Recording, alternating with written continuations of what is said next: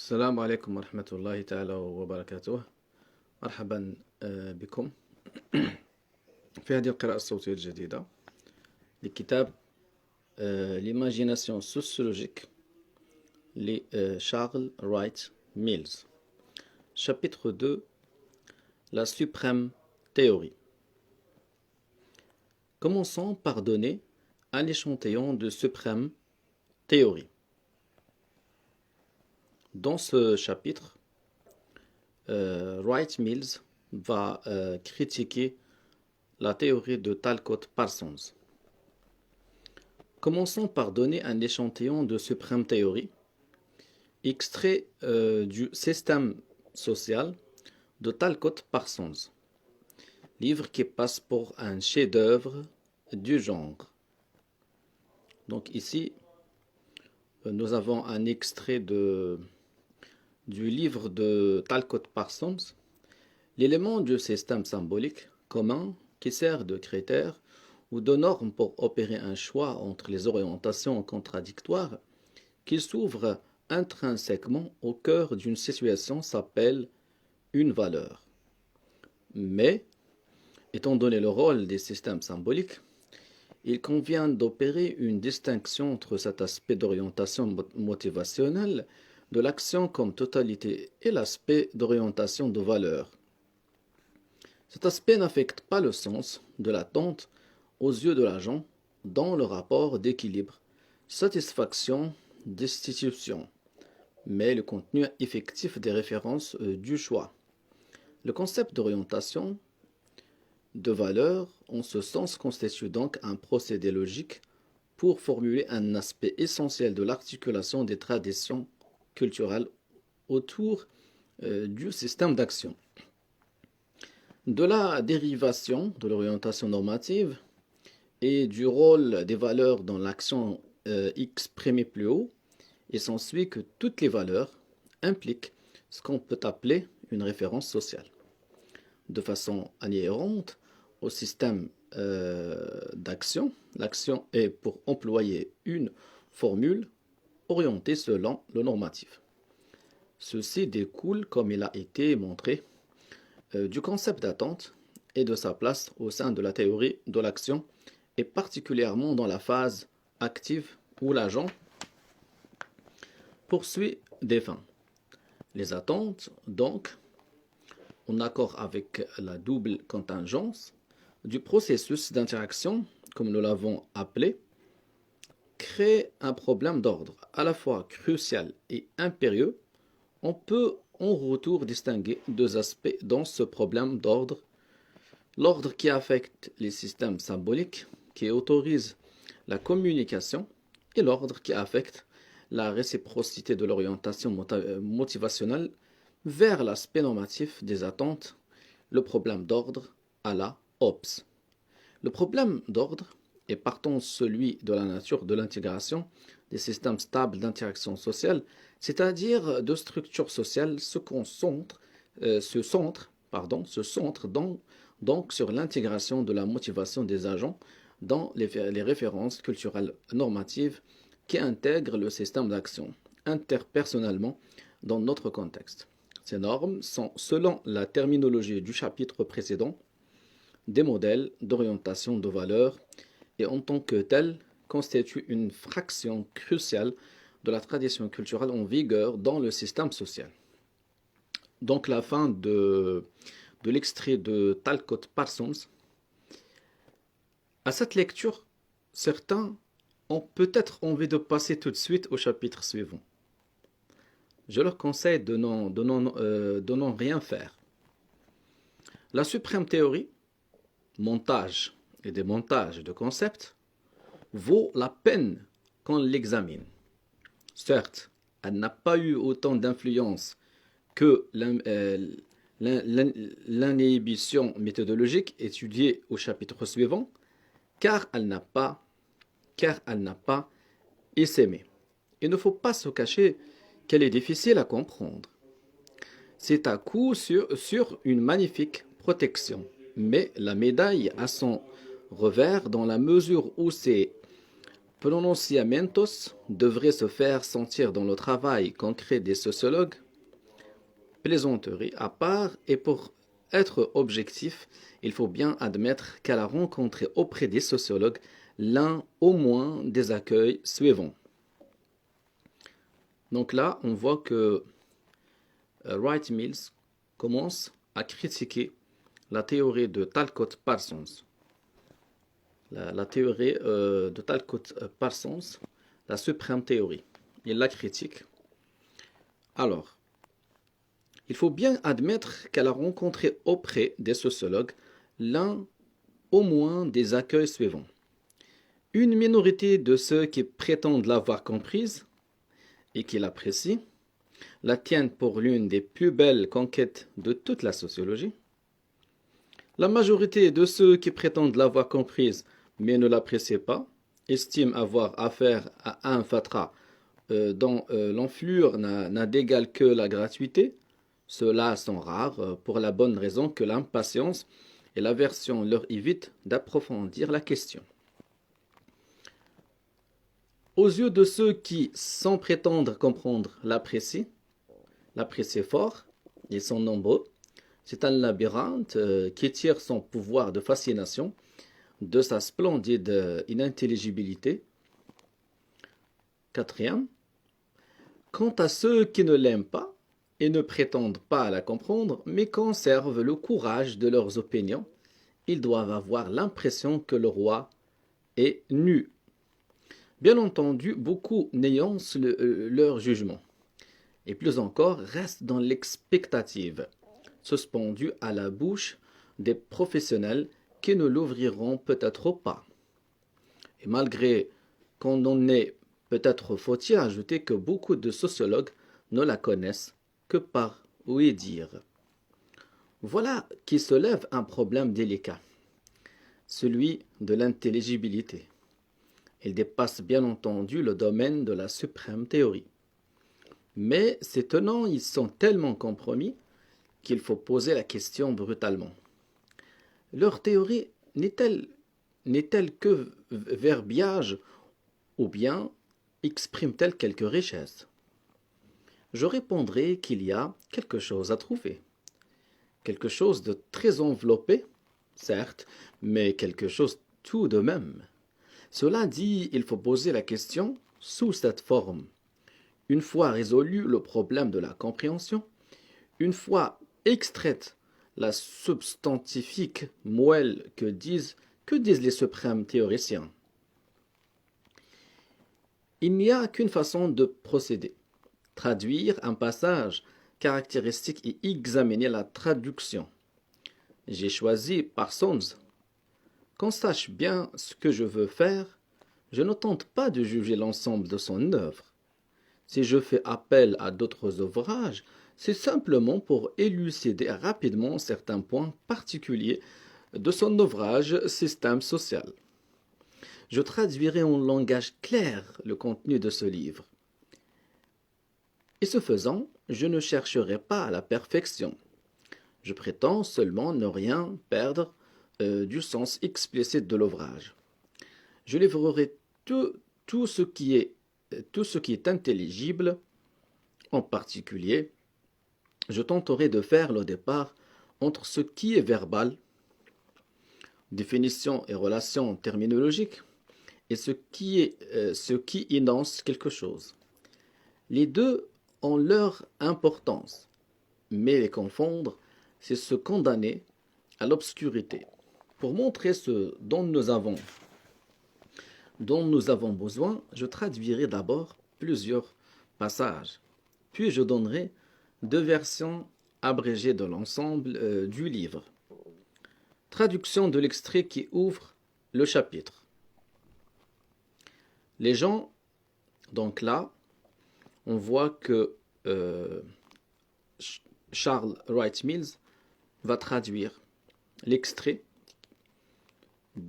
qui ouvre ce chapitre avec juste quelques lignes.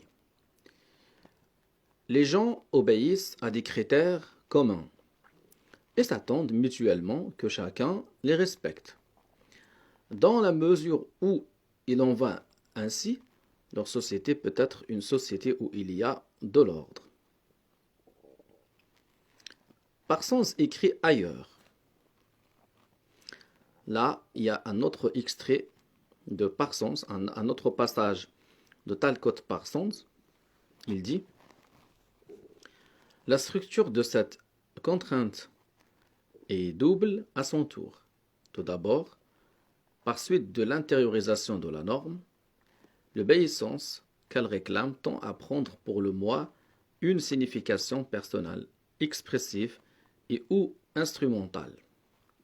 Ensuite, la structuration des réactions d'autrui à l'égard des actions du moi sous l'aspect de sanctions et fonction de leur conformité à la norme.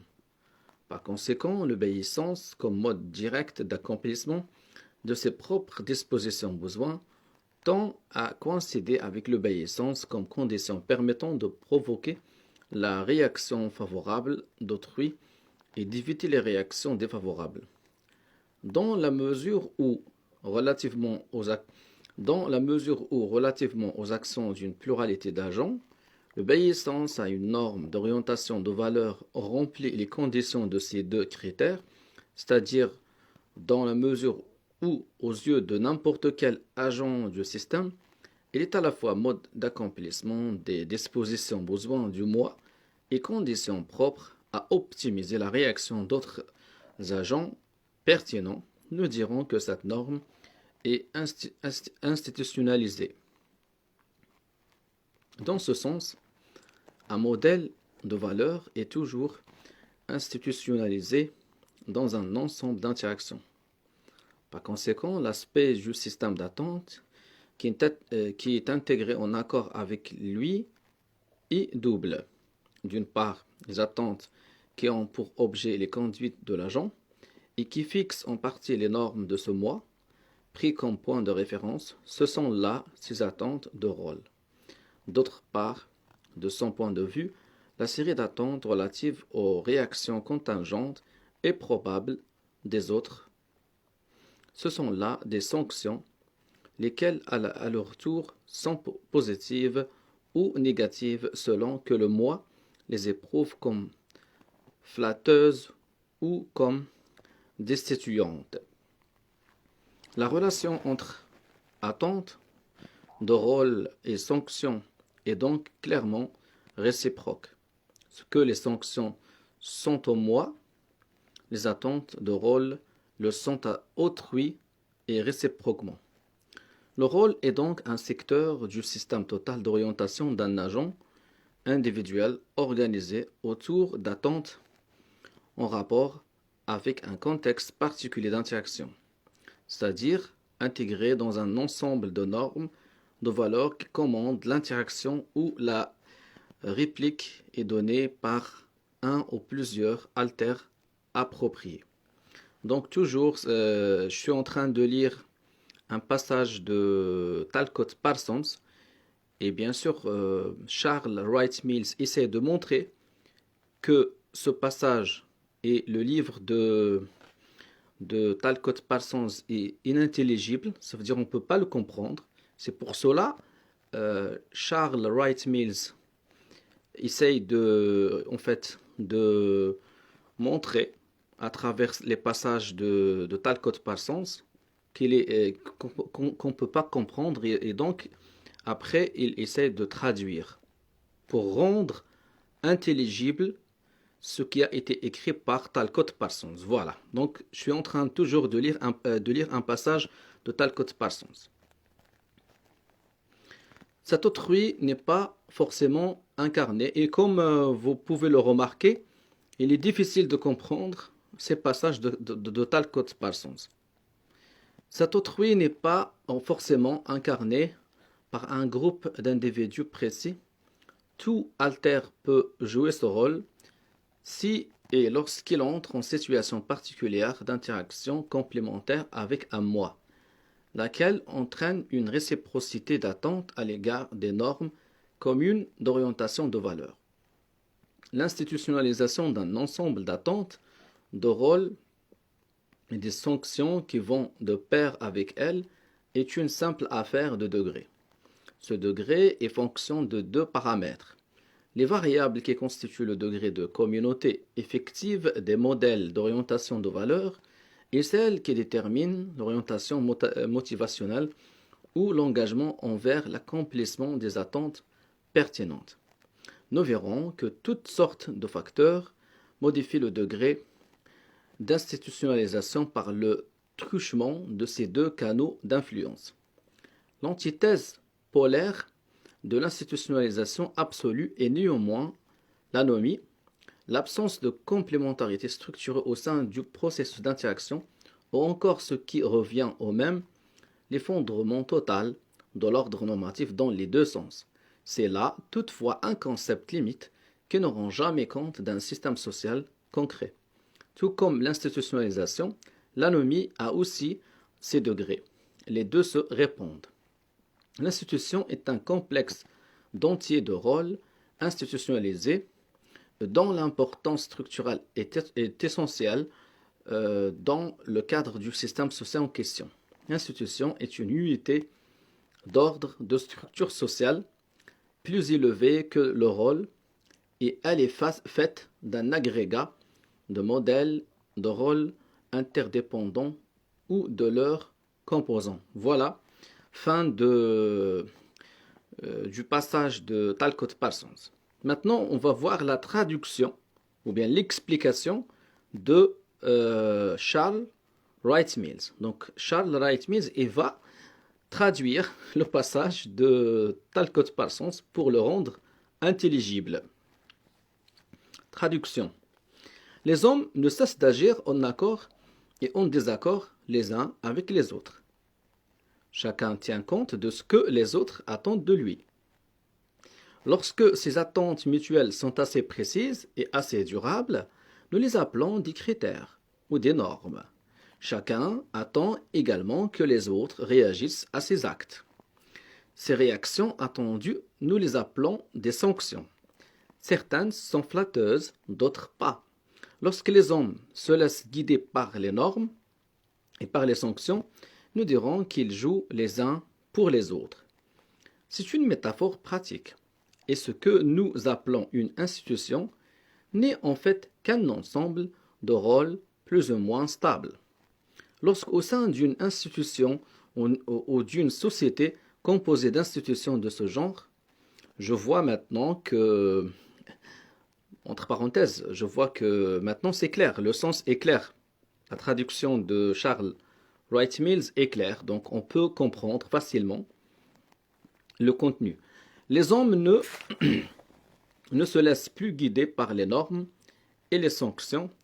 On peut parler avec Durkheim d'anomie. À un bout de la chaîne, nous trouvons donc les institutions, le bel ordre des sanctions et des normes. À l'autre, l'anomie, comme dit Yet, le centre s'échappe, ou encore, pour m'en tenir à ma formule, l'ordre normatif s'est effondré. Fin de la traduction. Donc voilà, fin de la traduction de Charles Wright Mills. Je ne me suis pas montré un traducteur très fidèle, je l'avoue. Je n'ai rajouté parce que ce sont là des idées excellentes. À vrai dire, une fois traduites, la plupart des idées exprimées par les suprêmes théoriciens sont de celles qui traînent dans tous les manuels de sociologie. Mais ce qui précède ne suffit pas à définir exactement une institution. À la suite de la traduction, il faut ajouter que les rôles qui tissent l'institution ne sont pas uniquement une complémentarité d'attentes partagées. Il suffit pour s'en persuader d'avoir appartenu à un régiment, à une usine et même simplement à une famille. Voilà des institutions.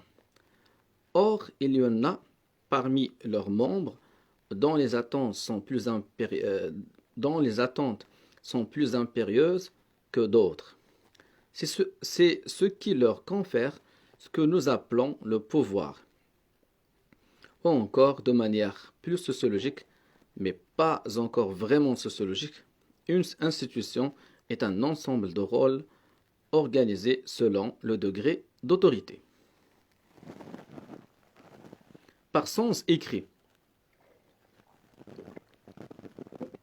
Là, Charles Wright Mills va citer un autre passage de Talcott Parsons pour le traduire, pour le rendre intelligible. Par sens écrit. Du point de vue des motivations, l'attachement aux valeurs communes implique que les agents ont des sentiments communs favorables au modèle de valeurs, ce qui veut dire que la conformité avec les attentes pertinentes est éprouvée comme bonne en dehors de tous les avantages instrumentaux spécifiques attachés à cette conformité, autrement dit le refus des sanctions négatives. En outre, cet attachement aux valeurs communes, en même temps qu'il répond aux besoins de flatterie de l'agent, possède toujours un aspect moral, en ce sens que, dans une certaine mesure, cette conformité délimite les responsabilités de l'agent au cœur des systèmes plus larges, ceux de l'action sociale dont il fait partie. Il est clair que le foyer de responsabilité est la collectivité constituée par une orientation de valeurs communes particulière. Pour finir, il va de soi que les sentiments qui vont dans le sens de ces valeurs communes ne sont pas, dans leur structure spécifique, la manifestation de tendances organiques constitutives et sont généralement acquis ou appris. En outre, le rôle qu'ils jouent dans l'orientation de l'action n'est pas au premier chef celui des objets culturels auxquels on s'adapte. Les modèles culturels se sont intériorisés, ils font partie intégrante de la structure de la personnalité de l'agent lui-même. Ces sentiments, ces attitudes de valeur, comme on pourrait les appeler, sont donc des dispositions besoins authentiques de la personnalité. C'est seulement à la faveur de l'intériorisation des valeurs institutionnalisées qu'une authentique intégration motivationnelle de la conduite dans la structure sociale se produit, que les couches profondes des motivations se branchent sur l'accomplissement des attentes de rôle. C'est seulement lorsque cette phase s'est accomplie jusqu'au bout qu'on a le droit de dire qu'un système social est hautement intégré et que les intérêts de la collectivité tendent à coïncider avec les intérêts privés de ses membres. Cette intégration d'un ensemble de modèles, de valeurs communes, dans la structure intériorisée des dispositions besoins de parties prenantes constitue le phénomène fondamental de la dynamique des systèmes sociaux. Le fait que la stabilité de tout système social, non compris le processus d'interaction le plus évanescent, soit fonction du degré de l'intégration, constitue le théorème fondamental de la dynamique sociologique. C'est le point de référence de toute analyse qui prétend être une dynamique des phénomènes sociaux. Fin de l'extrait de Talcott Parsons. Maintenant, on va passer à la traduction de Wright Mills. Traduction. Lorsque les gens partagent les mêmes valeurs, ils tendent à adopter les comportements qu'ils attendent les uns des autres. En outre, ils attachent souvent du prix à cette conformité, fût-ce aux dépens de leurs intérêts immédiats. Ce n'est pas parce que ces valeurs sont acquises et non transmises qu'elles sont moins importantes pour la motivation humaine. Au contraire, elles deviennent partie intégrante de la personnalité même. En ce sens, elles sont le ciment de la société, car ce qui constitue l'attente sociale devient un besoin individuel. C'est un élément si important pour la stabilité de tout système social que je le prendrai pour point de départ si j'analyse une société en tant qu'activité. Fin de la traduction. Voilà, la fin de la traduction de Charles Wright Mills. Et le reste à l'avenant. On pourrait, je crois, traduire en 150 pages de langage clair les 555 pages du système social. Le résultat ne serait pas autrement spectaculaire. Toutefois, on y trouverait les termes dans lesquels le problème majeur que pose le livre ainsi que sa solution s'expriment le plus clairement. Toute idée, tout ouvrage peuvent évidemment se résumer en une phrase ou demander 30 volumes. Le tout est de savoir quel développement réclame une idée pour être claire et quelle importance paraît avoir cette idée, combien d'expériences elle élucide, combien de problèmes elle permet de résoudre ou du moins de poser. En 3 phrases, que dit le livre de Parsons? On nous demande à quelles conditions l'ordre social est-il possible? On nous répond, semble-t-il, à condition qu'il existe des valeurs communément acceptées. Est-ce tout? Non, bien sûr, c'est là l'important. Mais ne sommes-nous pas malhonnêtes? Ne peut-on en faire autant avec n'importe quel livre? Bien sûr que si, à preuve, l'un des miens, en fin de compte, qui gouverne en Amérique. Personne, absolument, mais dans la mesure où il s'agit d'un groupe, c'est l'élite du pouvoir. Mon ouvrage, The Power Elite, 1956. Et celui que vous avez entre les mains, quel est l'objet de la sociologie? Ce devrait être l'homme et la société, et c'est parfois le cas. Elle tente de nous aider à comprendre la biographie et l'histoire, ainsi que les rapports au sein des multiples structures sociales. Voici en 4 paragraphes la traduction du livre de Parsons. Donc là, Charles Wright Mills va traduire tout le livre de Talcott Parsons, le livre intitulé Le système social. Il va le traduire en 4 paragraphes. Imaginez une chose que nous appellerons le système social, au sein duquel les individus agissent relativement les uns aux autres. Ces actions sont souvent alignées, car les individus de ce système partagent les critères des valeurs et des conduites qu'il convient pratiquement de tenir. Certains de ces critères, nous les appellerons des normes. Ceux qui s'y conforment agissent de la même façon dans les mêmes occasions. Dans la mesure où il en va ainsi, il existe des régularités sociales qu'il nous est loisible d'observer et qui sont souvent vivaces. Les régularités stables et durables, je les qualifierais de structurelles. On peut se les représenter comme une vaste balance extrêmement délicate installée au cœur du système social. Ceci est une métaphore, mais je veux l'oublier car il faut que vous croyiez à la réalité de mon concept, c'est l'équilibre social. Il y a deux régulateurs d'équilibre, dont la déficience unilatérale ou bilatérale entraîne la perte d'équilibre.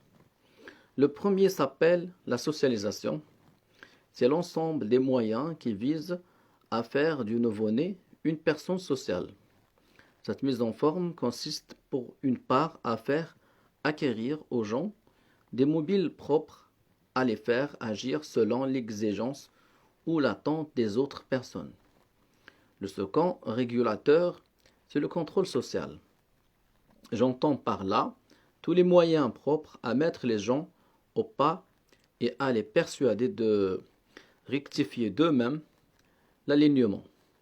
parle pas et l'alignement, cela va de soi. J'entends toute action que le système social attend et approuve. Maintenir l'équilibre social, c'est surtout persuader les gens de vouloir faire ce qu'on exige et ce qu'on attend d'eux. En cas d'échec, il faut alors aviser d'autres moyens de rectifier cet alignement. C'est Max Weber qui a donné les meilleures définitions et les meilleures classifications de ces emprises sociales et j'ai peu de choses à ajouter à ce qu'il a si bien dit et à ce qu'on a si bien répété après lui. Une chose m'embrasse, cet équilibre social une fois admis, ainsi que toute la socialisation et toute la mainmise sociale qui le garantissent. Comment imaginer que quiconque perde la cadence, j'ai du mal à l'expliquer, du moins dans le cadre de ma théorie systématique et générale du système social. Et il y a encore quelque chose qui me chiffonne. Comment expliquer la transformation sociale, c'est-à-dire l'histoire? Justement, si vous en avez l'occasion, je vous recommande d'entreprendre des recherches empiriques. Et voilà, euh, en fait, Charles Wright Mills a traduit tout le livre de Talcott Parsons en 4 paragraphes.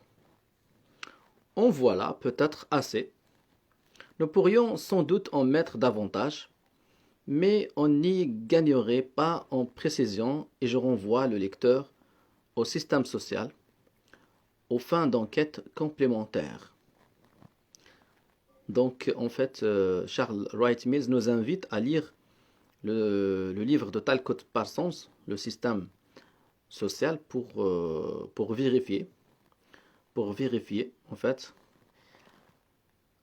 En attendant, il nous reste 3 tâches à remplir. Tout d'abord, caractériser le style de pensée logique incarné par la suprême théorie. Ensuite, débrouiller certaines confusions génériques dans cet exemple particulier. Enfin, signaler comment les sociologues d'aujourd'hui posent et résolvent le problème d'ordre qu'on trouve chez Parsons. Mon propos dans ce chapitre est d'aider les suprêmes théoriciens à descendre de leur inutile piédestal. Ce n'est pas entre les sociologues qui pensent sans observer et ceux qui observent sans penser que court la ligne de démarcation. C'est entre les modes de pensée, les modes d'observation et éventuellement les liens qui les unissent. La cause profonde de l'attitude de la suprême théorie, c'est d'avoir choisi d'entrer de jeu un niveau de pensée si général que ses adeptes ne peuvent logiquement s'abaisser à observer. Jamais au nom de leur haute théorie, ils ne quitteront les généralités pour affronter les problèmes dans leur contexte historique et structurel. C'est cet aveuglement aux vrais problèmes qui explique à son tour l'étonnante irréalité de leurs ouvrages. C'est lui qui fait l'abondance des distinguos dans la multiplication arbitraire et l'accente ne facilite nullement notre compréhension et n'ajoute aucun sens à notre expérience. C'est aussi le refus, en partie bien organisé, de décrire et d'expliquer sans phrase la société et la conduite humaine. Quand nous envisageons ce que représente un mot, nous faisons de la sémantique. Quand nous envisageons ces rapports avec d'autres mots, nous faisons de la syntaxe. Si j'introduis ces notions, c'est pour arriver à la formule lapidaire suivante. Les suprêmes théoriciens s'enivrent de syntaxe. Ils n'entendent rien à la sémantique. Ils ne comprennent pas vraiment qu'en définissant un mot, nous encourageons simplement les autres à l'utiliser selon nos vœux, que le but d'une définition est de faire porter la discussion sur les faits et que la définition a rempli son rôle si elle transforme un accord sur la forme en désaccord sur le fond, donnant ainsi le champ à de nouvelles recherches. Les suprêmes théoriciens sont tellement absorbés par les significations syntaxiques et si démunis quand il s'agit de références sémantiques, ils sont tellement enfermés dans leur splendide abstraction que leur typologie et le mal qu'ils se donnent pour les élaborer font plus souvent figure d'arides jeux de concepts que de véritables tentatives pour définir systématiquement, c'est-à-dire de façon claire et méthodique, les problèmes qui se posent et pour nous aider à les résoudre. La grande leçon à tirer de cette lacune systématique dans l'œuvre des suprêmes théoriciens, c'est ce que tous les penseurs réfléchis doivent être sans cesse conscients des niveaux d'abstraction où ils travaillent, c'est-à-dire qu'ils doivent être toujours en mesure de les régler. Pouvoir clairement et facilement faire la navette entre les niveaux d'abstraction constitue l'apanage des penseurs méthodiques et intelligents. Des expressions comme capitalisme, classe moyenne, bureaucratie, élite du pouvoir ou démocratie totalitaire ne vont pas sans d'obscures connotations qu'il convient de surveiller et de tenir bien en main. Le cas échéant, les expressions en question sont souvent enveloppées dans un combinat de relations et de faits objectifs ainsi que de facteurs et d'observations hypothétiques. Ces excroissances-là, il faut aussi les classer soigneusement et les faire ressortir dans les définitions comme dans leur emploi. Pour mettre en évidence les dimensions syntaxiques et sémantiques de ces expressions, il faut avoir à l'esprit la hiérarchie des spécificités qui s'y attachent et être à même de nous placer à tous les niveaux de cette hiérarchie. On se demandera, dans le contexte où nous l'employons, faut-il simplement entendre par capitalisme la propriété privée de tous les moyens de production, ou bien voulons-nous impliquer de surcroît que la libre concurrence est le mécanisme responsable des prix, des profits et des salaires? Et sommes-nous fondés à poser que, par définition, le mot a des incidences politiques aussi bien qu'économiques? Cette discipline de l'esprit, j'en fais la pierre de touche de la réflexion systématique. Son absence témoigne d'un fétichisme du concept.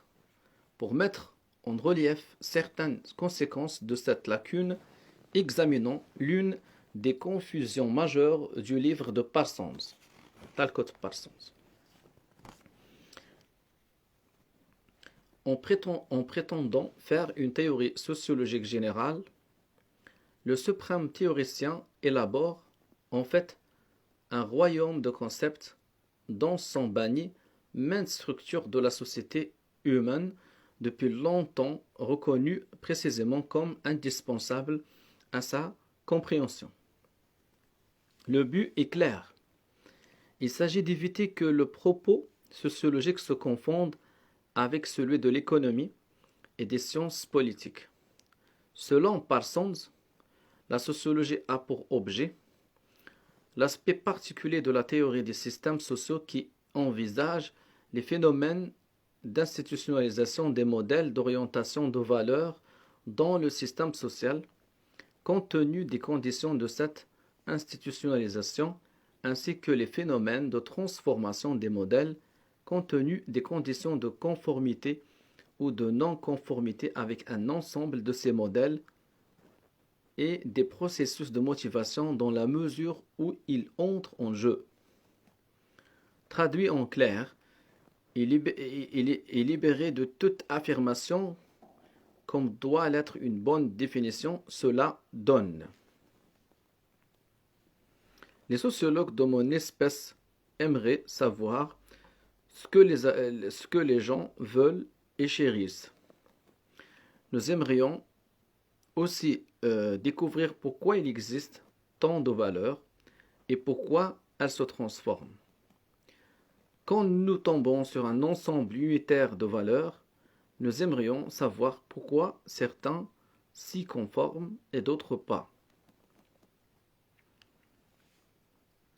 Comme l'a remarqué David Lockwood, cette prise de position permet aux sociologues de laisser de côté la notion de pouvoir, les institutions politiques et économiques.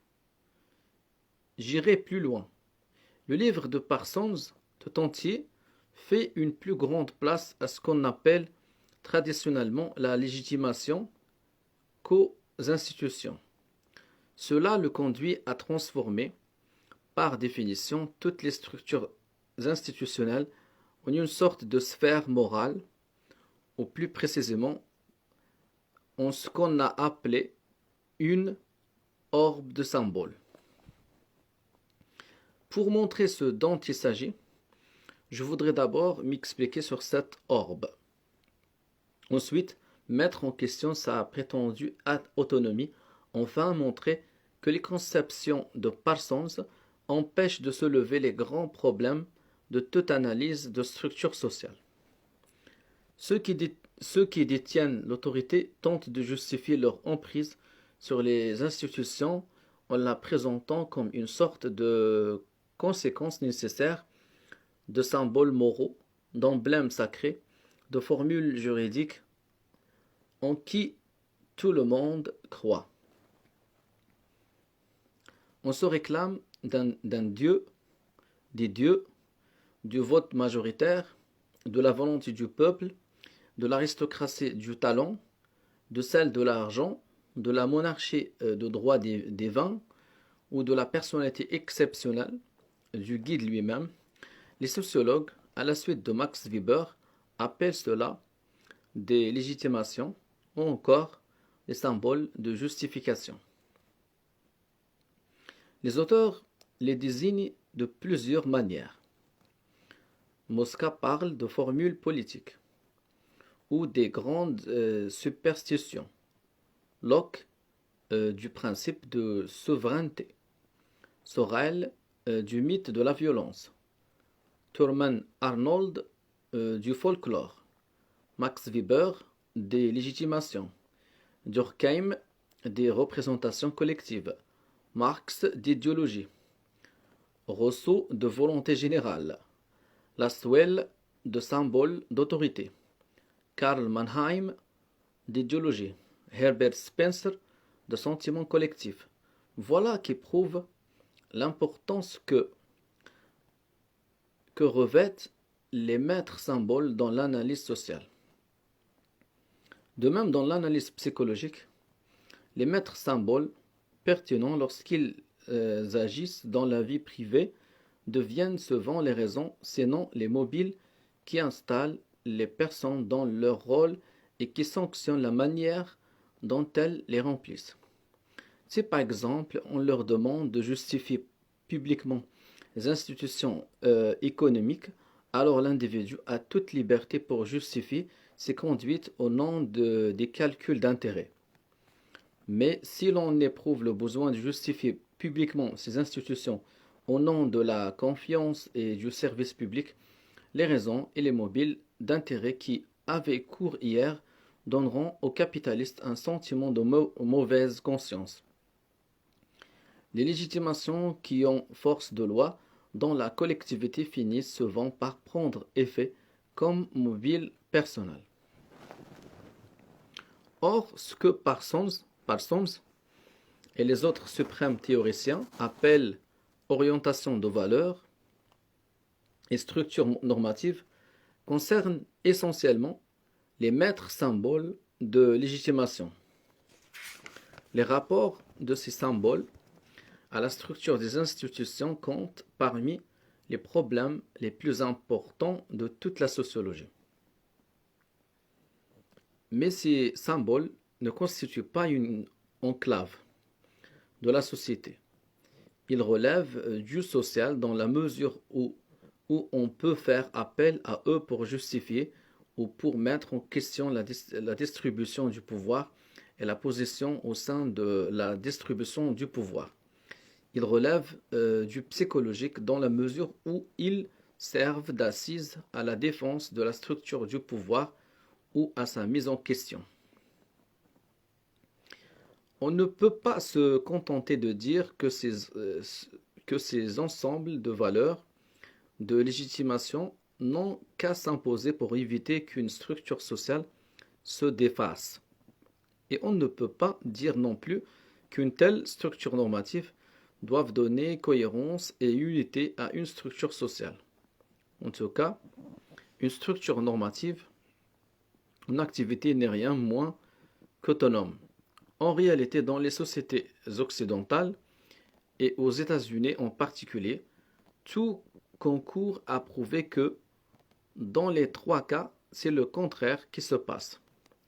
Souvent, mais justement pas aux États-Unis, depuis la dernière guerre, il existe des symboles d'opposition hautement organisés dont on se réclame pour justifier les mouvements de rébellion et pour saper les autorités dirigeantes. Le système politique américain a fait preuve d'une stabilité inégalée, puisqu'il n'a été menacé qu'une seule fois par la violence intestine au cours de son histoire. C'est peut-être ce qui a faussé l'image que se fait Parsons de la structure normative et de l'orientation de valeurs. Les régimes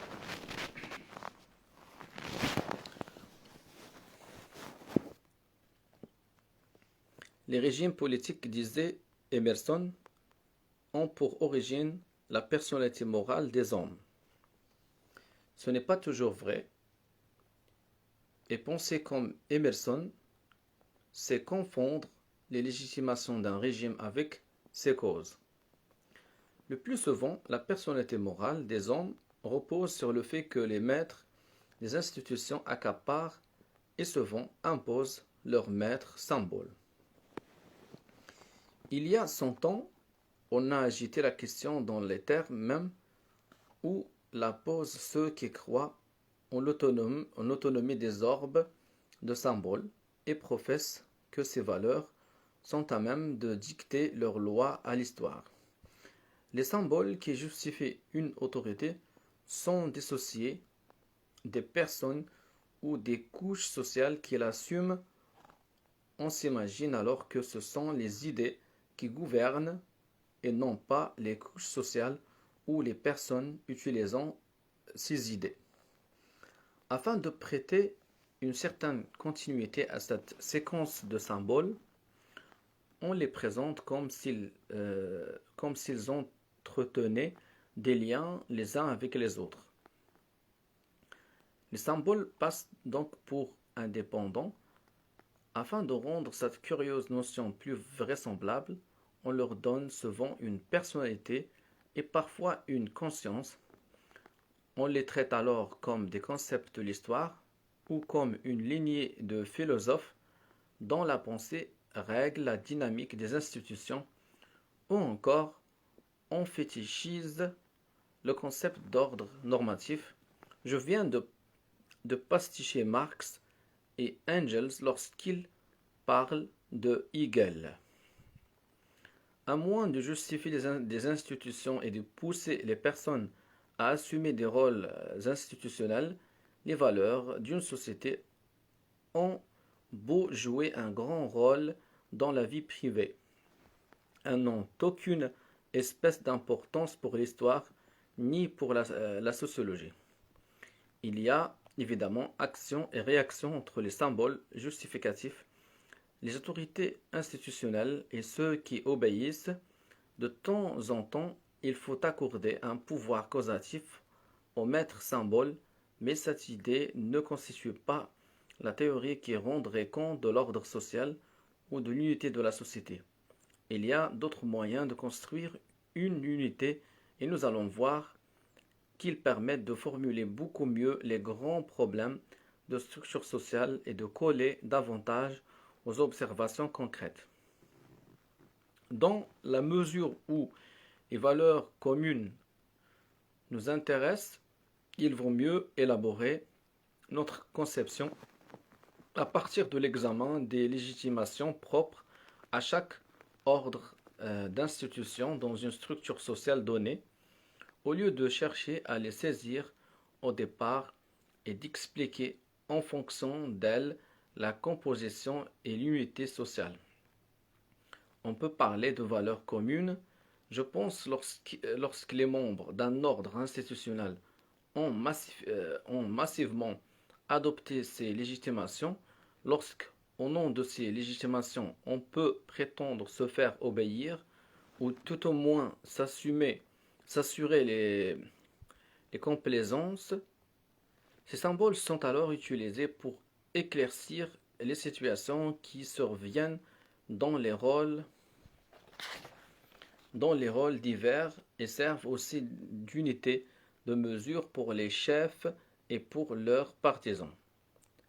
Les structures sociales où l'on trouve ces symboles universels et centraux représentent évidemment des types extrêmes et purs.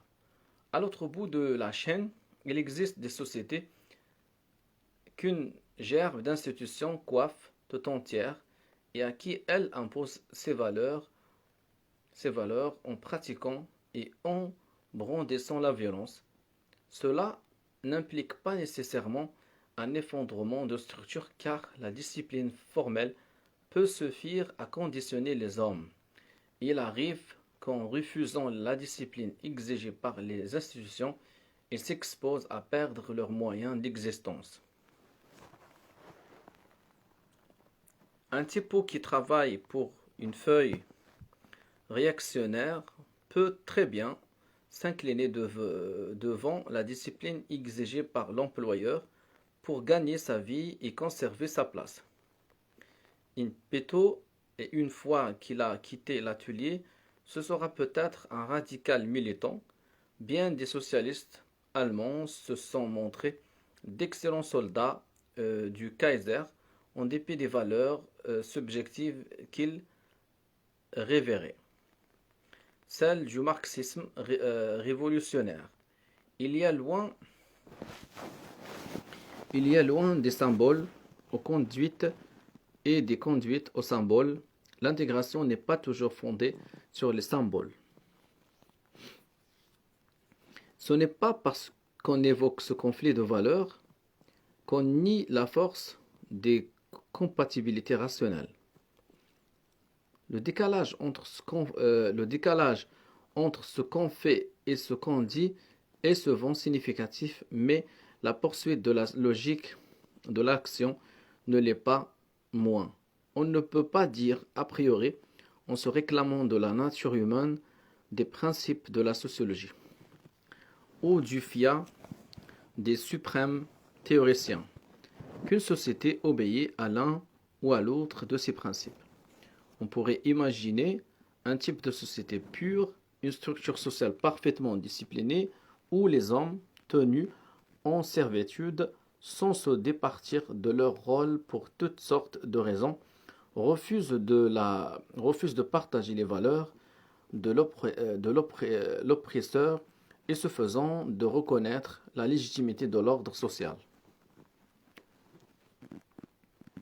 Ce serait une sorte de navire servi par des galériens où la cadence des avirons condamnerait les rameurs à n'être que les rouages d'une machine et où le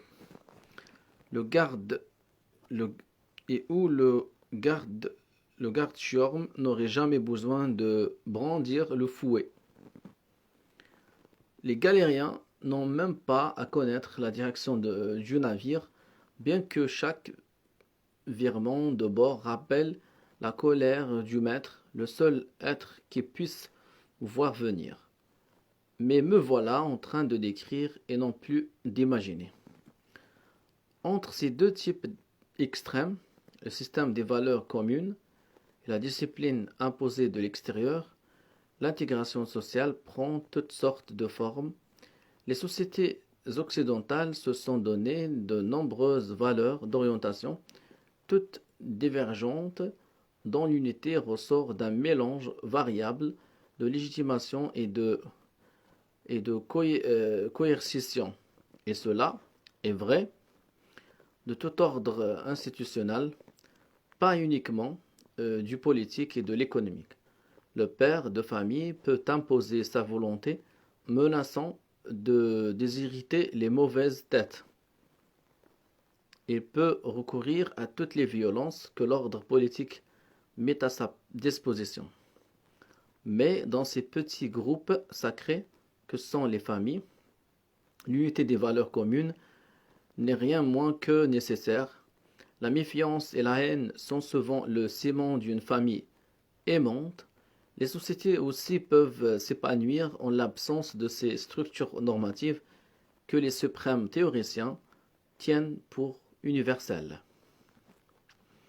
Mon propos n'est pas de donner une solution au problème de l'ordre, mais simplement de soulever des questions.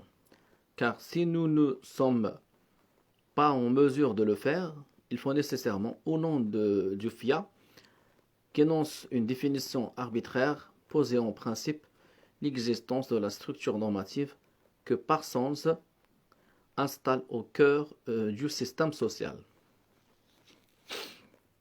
Le pouvoir, au sens où l'emploie la sociologie, concerne toute décision que les hommes prennent au sujet des aménagements qui règlent leur vie comme au sujet des événements qui constituent l'histoire de leur période. Il arrive bien que des événements échappent à la volonté humaine, que des dispositifs de la machine sociale soient modifiés sans profit ou sans volonté manifeste.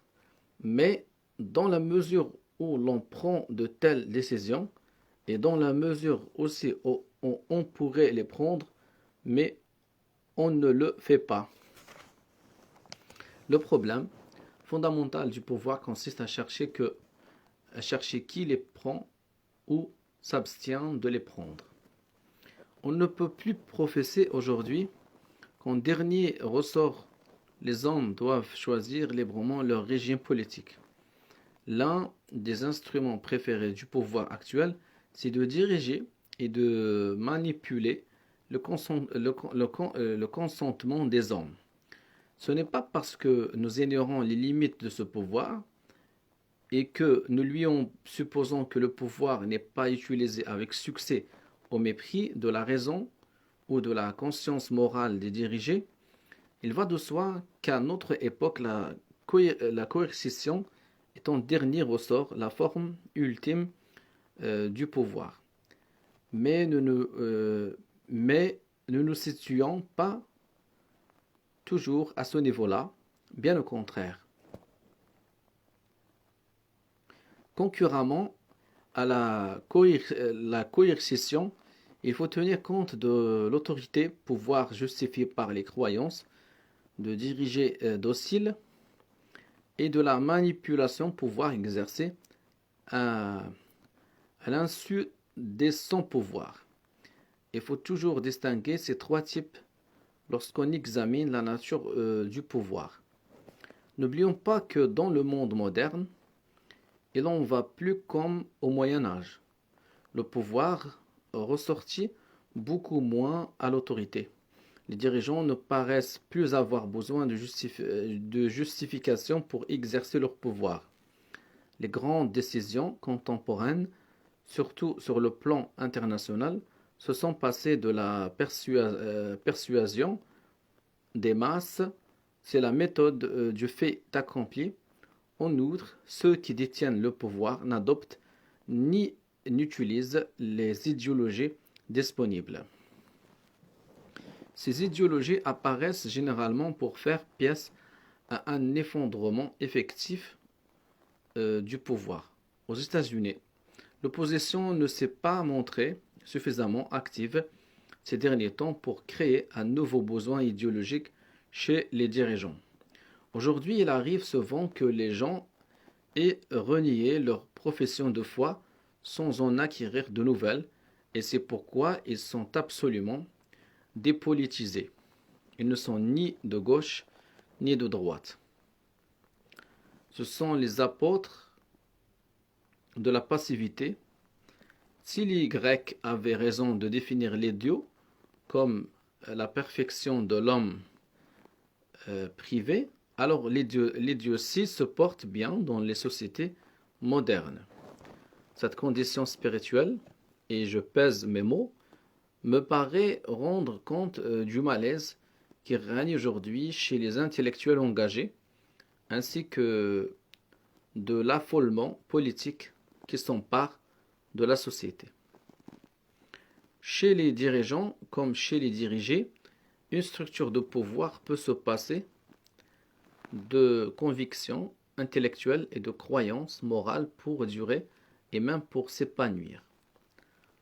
Pour ce qui est du rôle des idéologies, l'absence de légitimation attachante et l'apathie qui règne chez les masses me paraissent être deux traits saillants dans les sociétés occidentales aujourd'hui. Au cours des recherches fondamentales, les sociologues qui entendent le pouvoir au sens que je viens d'évoquer se heurtent à bien des problèmes. Mais ce ne sont pas les affirmations contraires de Parsons qui nous aident en posant l'existence universelle de sa hiérarchie des valeurs. En outre, il empêche systématiquement de formuler clairement les grands problèmes. Pour accepter son exposé, il faut faire abstraction de toutes les données du pouvoir et même de toutes les structures d'institutions, en particulier l'économique, le politique et le militaire. Dans cette étrange théorie générale, ces structures de domination n'ont, paraît-il, rien à faire. Avec ce que nous propose Parsons, il est impossible de nous demander empiriquement à quel point et comment les institutions sont légitimées dans telle ou telle société. L'idée d'ordre normatif, comme elle est avancée et utilisée par les suprêmes théoriciens, laisse à penser que virtuellement tout pouvoir est légitimé dans le système social. La complémentarité des attentes de rôle, une fois installée, ne laisse aucun doute sur sa durabilité. On n'a besoin d'invoquer aucun mécanisme pour expliquer la durabilité de l'orientation d'interaction complémentaire. On ne peut pas non plus formuler convenablement l'idée de conflit. On ne saurait imaginer ni antagonisme de structure, ni révolte grave, ni révolution. On pose que le système, une fois mis en place, est non seulement stable, mais intrinsèquement harmonieux selon les termes de Parsons. Les troubles doivent pénétrer dans le système de l'extérieur. L'idée d'ordre normatif laisse à penser que l'harmonie d'intérêt est le trait naturel de toute société. Dans son contexte, cette idée est un véritable postulat métaphysique, au même titre que l'idée très voisine d'ordre naturel, si chère aux philosophes du XVIIe siècle, ou bien XIXe siècle.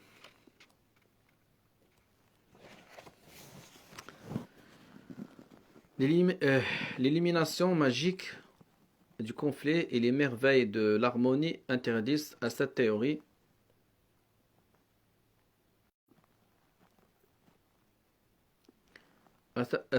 systématique et générale toute incursion dans le domaine des changements sociaux, c'est-à-dire de l'histoire.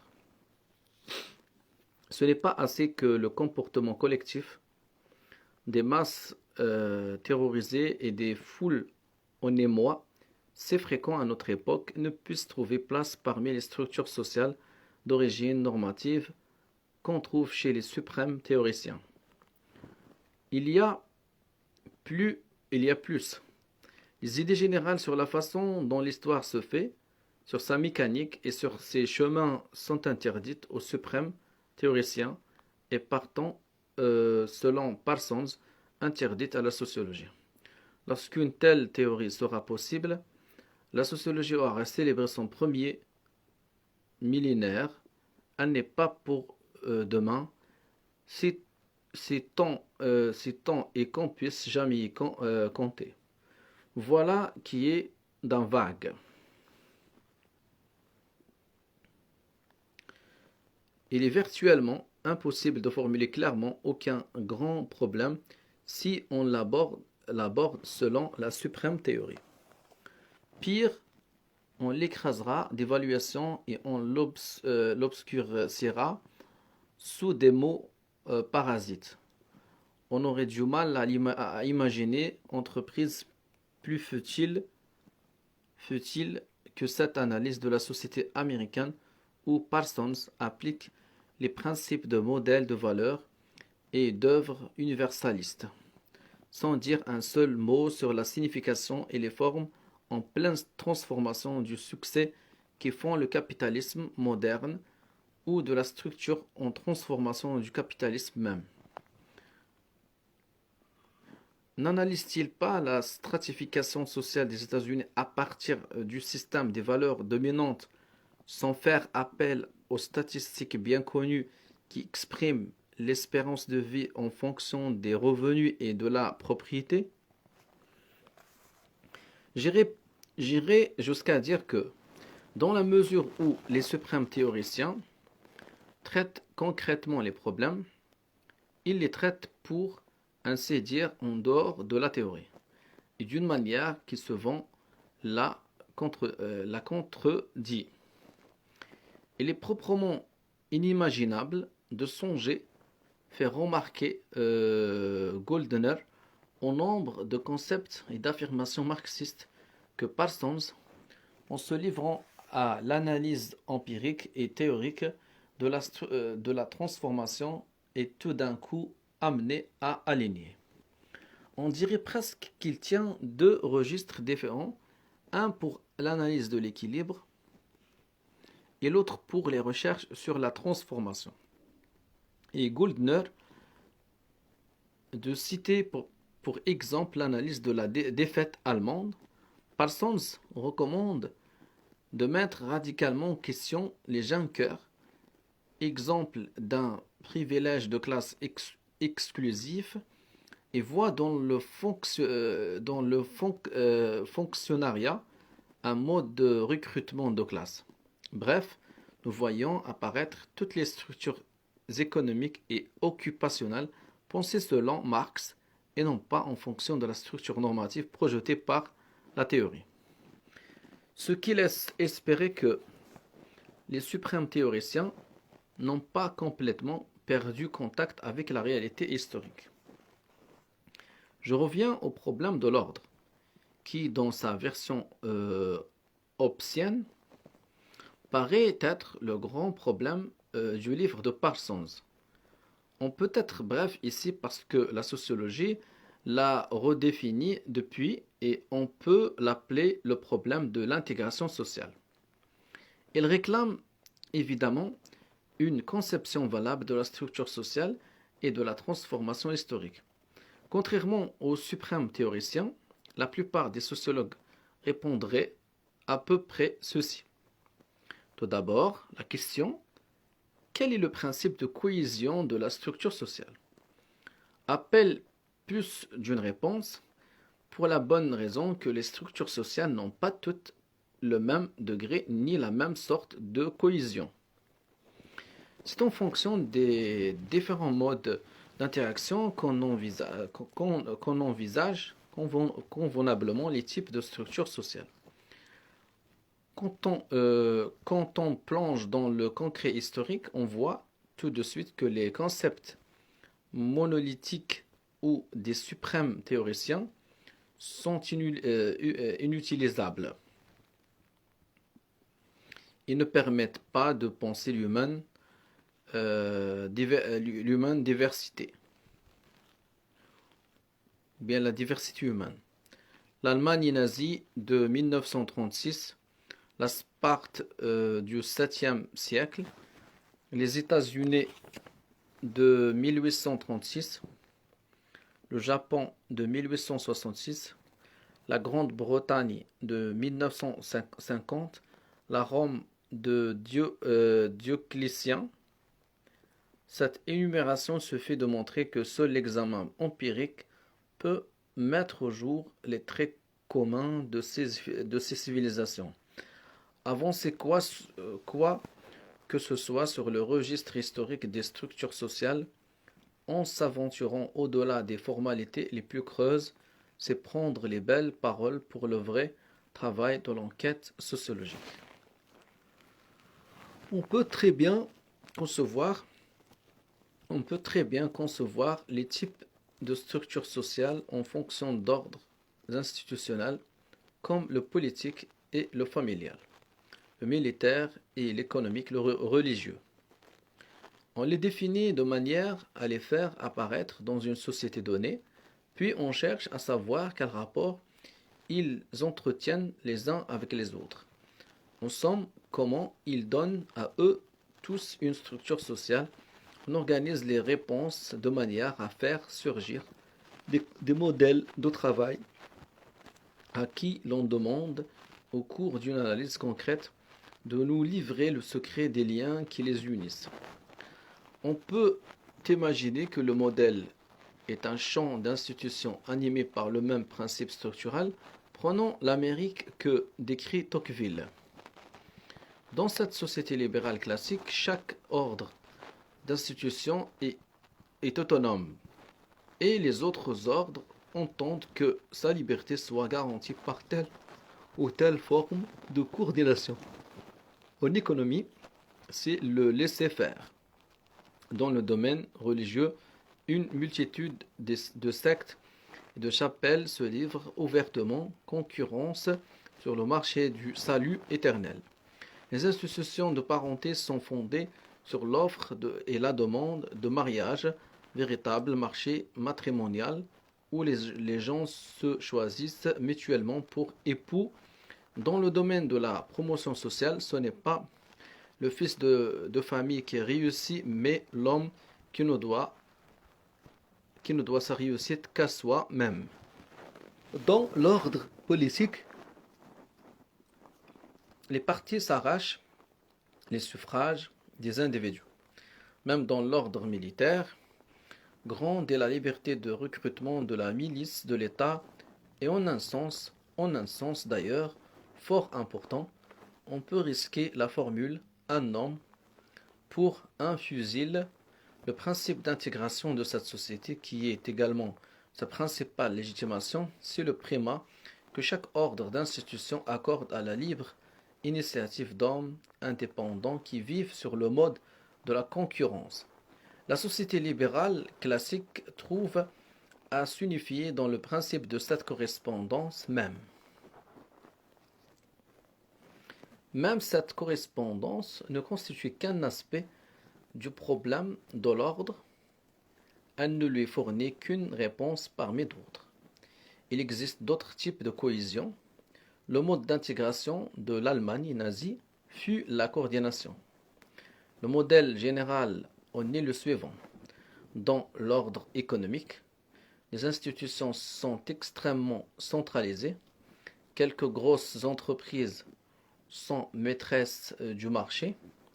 L'ordre politique est au contraire fragmenté.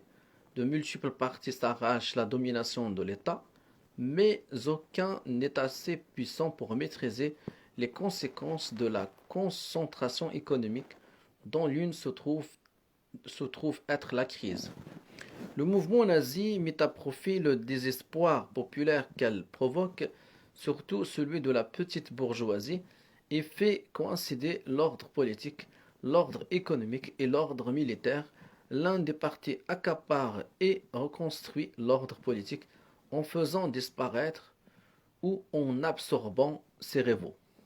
Pour ce faire, le parti nazi doit trouver des coïncidences d'intérêts avec les monopoles de l'ordre économique et certaines élites militaires. Dans chacun de ces ordres, il y a d'abord une concentration de pouvoir homologue, puis les ordres coïncident et coopèrent à la prise du pouvoir. L'armée du président Hindenburg ne tient ni à défendre la République de Weimar, ni à écraser les régiments du parti belliciste populaire. Les grands milieux d'affaires sont prêts à financer le parti nazi, qui leur promet d'écraser le mouvement ouvrier. Et les trois élites entrent dans une coalition souvent difficile pour conserver le pouvoir dans leur ordre respectif et pour coordonner le reste de la société.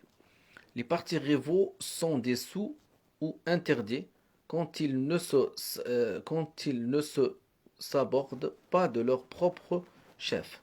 Les institutions de parenté, les institutions religieuses et toutes celles qui gravitent à l'intérieur et autour des différents ordres sont noyautées ou neutralisées. L'État-parti totalitaire est l'arme grâce à laquelle les meneurs de chacun des trois ordres régnants coordonnent les ordres d'institutions, le leur comme les autres. Il devient l'armature frame organization qui coiffe tout et dicte des objectifs à tous les autres ordres d'institutions au lieu de garantir la légalité constitutionnelle. Le parti prolifère, il rôde derrière les auxiliaires et les affiliations, qu'il démembre ou qu'il s'infiltre, il s'arrange pour attirer dans sa sphère d'influence tous les types d'organisations, y compris la famille. Son emprise s'étend aux orbes de symboles de toutes les institutions. À l'exception de l'ordre religieux, nul rival n'a le droit de prétendre à une légitime autonomie.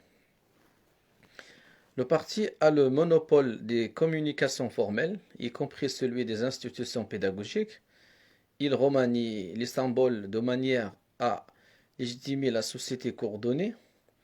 Il répand partout le principe d'un empire absolu et magique, domination charismatique, sévèrement hiérarchisée dans une structure sociale unie essentiellement par un réseau de combines. Voilà qui suffit à mettre en évidence un point important. Il n'est pas de grande théorie, de passe-partout, qui nous permettent de comprendre ce qui fait l'unité de la structure sociale. Il n'y a pas de réponse ni variété aux problèmes éculés de l'ordre social. Pour faire œuvre utile dans ce domaine, il faut utiliser une quantité de modèles de travail comme ceux que j'ai suggérés ici, sans jamais s'écarter des structures sociales concrètes du passé et du présent.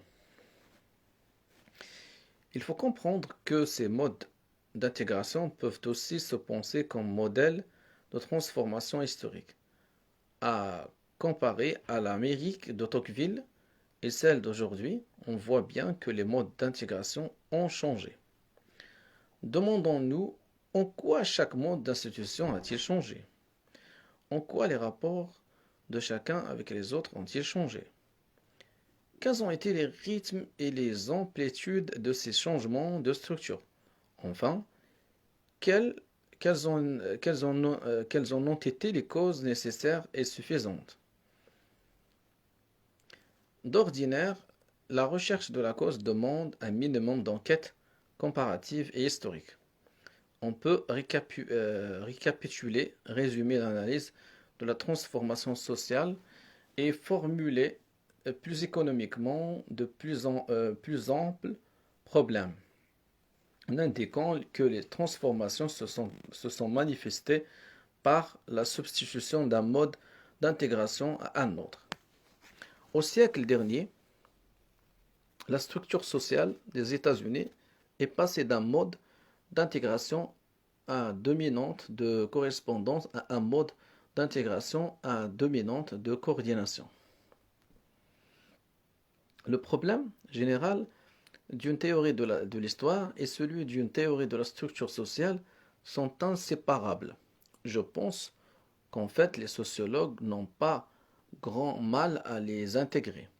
C'est pourquoi peut-être la sociologie donnerait 20 systèmes sociaux pour un seul behemoth.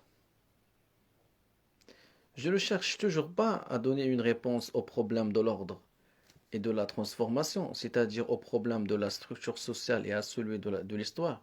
Je ne fais que soulever les problèmes et évoquer ce qui a été fait. Ces remarques préciseront peut-être aussi ce qui est en partie l'espoir sociologique. J'ai voulu montrer que les suprêmes théoriciens ont bien mal abordé un des grands problèmes de la sociologie. Dans le système social, Talcott Parsons s'est montré incapable de descendre dans l'arène sociologique parce qu'il s'entête à croire que le modèle d'ordre social par lui construit est en quelque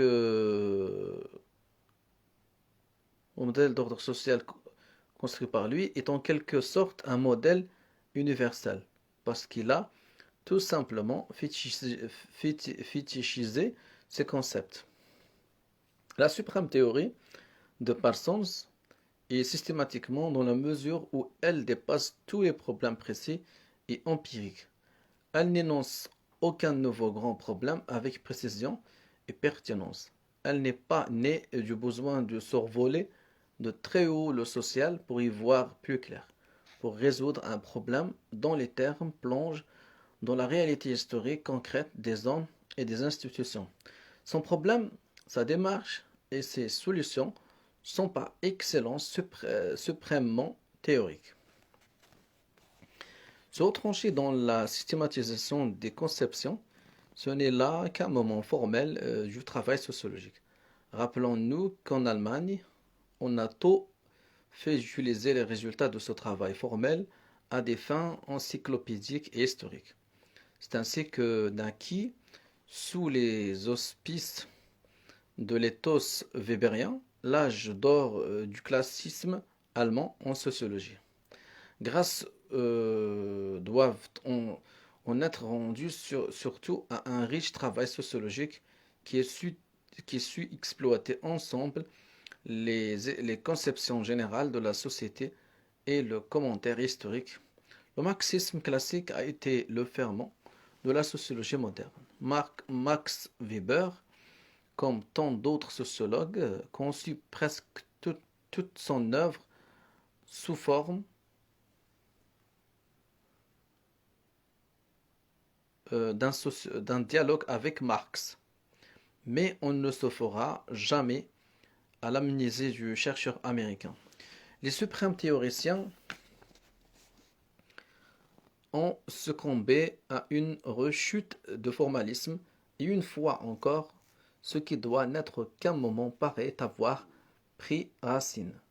Comme disent les Espagnols, il y a plus de bons brouilleurs de cartes que de bons joueurs. Donc voilà, j'arrive à la fin de ce chapitre, deuxième chapitre. Le troisième chapitre sur l'empirisme abstrait, je vais le lire dans la prochaine séance.